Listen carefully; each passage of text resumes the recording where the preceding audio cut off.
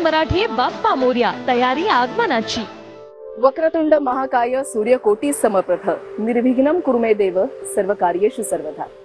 गोवर्धन प्रस्तुत TV9 मराठी बाप्पा मोरया तयारी आगमनाची को पॉवर्ड बाय JSPM युनिव्हर्सिटीज, हेम अगरबत्ती, जगन्नाथ गंगाराम पेडणेकर ज्वेलर्स आणि फिनोलेक्स पाइप्स अँड फिटिंग्स या कार्यक्रमात विरुशाली यादव सारंग आपल्या सर्वांचं मनापासून स्वागत करते।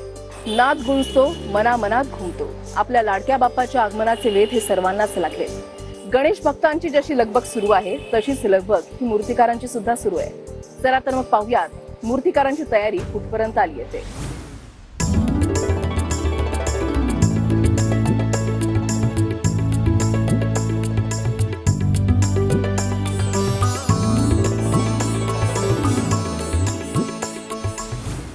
मुंबई आणि गणेशोत्सवाचं नातं हे वेगळं आहे आणि मुंबई आणि लालबागच्या राजाचं नातं म्हटलं तर ते जगविख्यात आहे। लालबागचा राजा त्याच्या दर्शनासाठी देशाच्या कानाकोपऱ्यामधून भक्तगण जे आहेत ते लालबाग परळ भागामध्ये येत असतात। भावना खूप असतात, देवाचं फक्त दर्शन व्हावं हीच एक मनोभावी इच्छा असते। मात्र लालबागची राजाची मूर्ती ज्यांच्या हातून घडते ते संतोष रत्नाकर कांबळी आज आपल्या सोबत आहेत। संतोषजी नमस्कार। नमस्कार, स्वागत आहे तुमचं TV9 मराठीमध्ये। लालबागच्या राजाच्या मूर्तीकडे पाहिलं की मनामध्ये पहिला भाव येतो तो म्हणजे राजा जो आहे तो पूर्ण भावपूर्ण मुद्रेतून आपल्याकडे पाहतोय। त्याचा चेहरा पाहिलं की प्रफुल्लित वाटायला होतं, त्याचा चेहरा पाहिलं की उत्साहित व्हायला वाटतं, एक वेगळंच चैतन्य संचारतं। ती मूर्ती तुमच्या हातून घडते की घडवली जाते? मला सांगायला आवडेल की नक्कीच ती बाप्पा घडवून घेतो आमच्याकडनं। आणि माझीही तिसरी पिढी आहे जी माझ्या आजोबांपासून आज 91 वर्ष आली आम्ही या सेवेमध्ये आहोत। माझ्या आजोबांनी जे काय केलं त्यावेळेला राजा हा 5 फुटाचा होता आणि लालबागचा राजाची मूर्ती ही नवसाची असल्यामुळे त्याला खूप कटाक्षाने सांभाळावं लागतं। आणि तुम्ही बघाल की इतर ठिकाणी पूजेची मूर्ती वेगळी असते आणि जी आपण शोभेची मूर्ती म्हणतो, ज्याला ज्या उंच उंच मूर्त्या असतात त्या शोभेच्या असतात, त्याच्यात प्राणप्रतिष्ठा होत नाही। तर लालबागचा राजा असा देवत आहे की त्याच्यामध्येच प्राणप्रतिष्ठा होते। त्यामुळे आम्हाला हे 10 दिवस मंडळाला आणि सगळ्यांना ते जपायचं असतं। आणि जसं जसं मी म्हटलं की आजोबांच्या वेळेला 5 फूट होती, नंतर ती हळू वाढत वाढत वाढत आज तुम्ही हे 14 फुटाचं जे रूप बघताय ती माझ्या आजोबांनी जी म्हणजे एक बाप्पाचा जो रूप आहे ते आम्ही आमच्या स्टोरीप्रमाणे, जसं आपल्या पुराणात स्टोरी होती की माणसाचं शरीर आणि हत्तीचा चेहरा ह्या पद्धतीने ते आम्ही सांभाळत आलो। कारण मला लोक ऑलवेज विचारतात की अरे तुमचा बाप्पा एवढा स्लिम काय, म्हणजे कुठलीही मूर्ती बघाल तुम्ही 2 फुटाची घ्या का राजा घ्या, एवढा माणसारखा एकदम स्लिम काय? मला आम्ही जी स्टोरीप्रमाणे जी कला आत्मसात केली आहे तीच आजपर्यंत आम्ही सांभाळत आलो आहे। एक बघितलं की आम्ही आमची कला उतरत गेलो त्याच्यामध्ये। आज लालबागचा राजा हे जगविख्यात आहे आणि तसंच लालबाग हे श्रद्धास्थान झालं आहे। आणि माझं पर्सनली असं मत आहे की आज देवाची सेवा करायला मिळते आहे तर त्याला आपण काहीतरी दरवर्षी नवीन देऊ। जसं आता तुम्ही बघितलं गणपती हा तर एकाच स्वरूपात असतो, आम्हाला त्याच्यात जास्त चेंज करता येत नाही। मग आम्ही विचार केला पप्पांनी आणि मी की आपण काहीतरी सिंहासनांमध्ये बदल करू।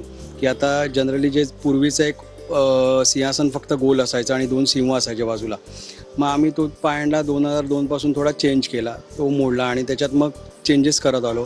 आज सिंहासन हे सुद्धा एक अट्रॅक्शन झालं की अरे यावर्षी कांबळी नवीन सिंहासन कुठलं करणार किंवा राजाला काय सिंहासन असेल, तर तो एक ट्रेंड झाला आहे। म्हणजे ह्या वर्षीचं जे सिंहासन आहे नेक्स्ट वर्षी ऑल ओव्हर इंडिया म्हणा की वर्ल्डमध्ये जिथे पण गणपती बनवले जातात तिथे मग तो ट्रेंड चालू ठेवतात लोक।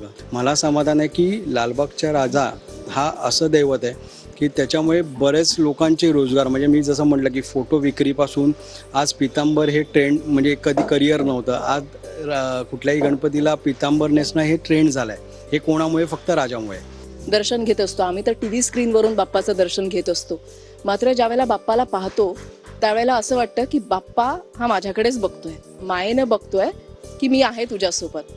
हे एक जे समाधान ज्यावेळेला लालबागच्या राजाला बघितल्यावर मिळतं ना, ते समाधान कधीच कुठेही मिळत नाही। म्हणजे वर्षातून तो एक दिवसच म्हणा बाप्पाच्या मूर्तीकडे पाहिल्यावर बघायला मिळतं। आजही तुमचे बाबा लालबागच्या राजाचे डोळे घडवतात?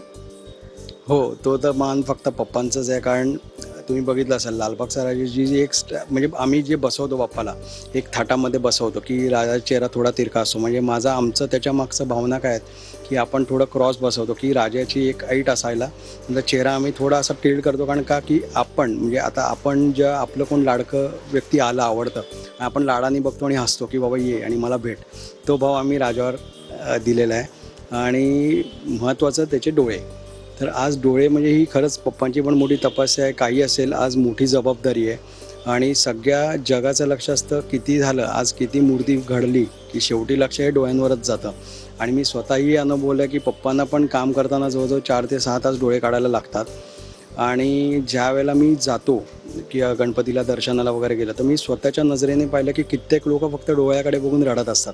म्हणजे ते खरंच म्हणजे आपल्याला पण कुठेतरी भरून येतं की आज जे आपण सेवा केली आहे, की आपण जे काम केलं आहे, आपली शेवटी त्या गणपतीमागे एक कलासुद्धा आहे.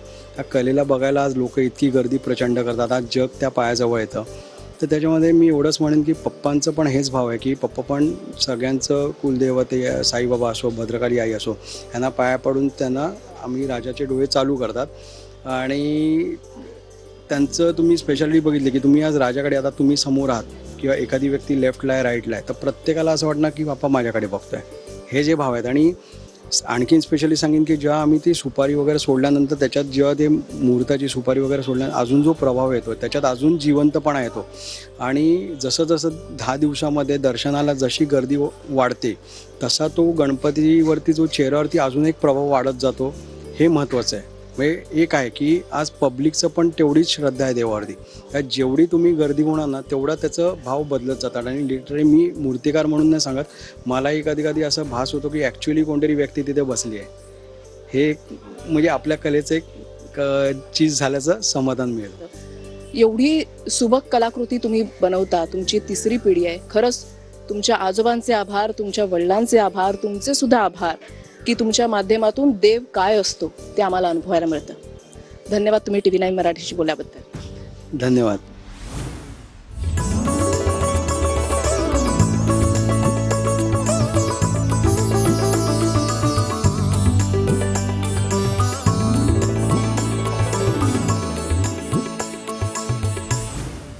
लालबागच्या राजाची मूर्ती ज्यांच्या हातून घडते त्या संतोष रत्नाकर कांबळी यांच्यासोबत आपण संवाद तर साधलेलाच आहे. मात्र आता आपल्याला पुढच्या भागामध्ये पाहायचं आहे की आपल्या घरामध्ये जेव्हा गणपतीचं आगमन होणार आहे तेव्हा आपल्या बाप्पाला सजवण्यासाठी बाजारामध्ये काय काय वस्तू उपलब्ध आहेत त्या पुढच्या भागात पाहणार आहोत. पाहत रहा TV9 मराठी. TV9 मराठी बाप्पा मोरया, तयारी आगमनाची.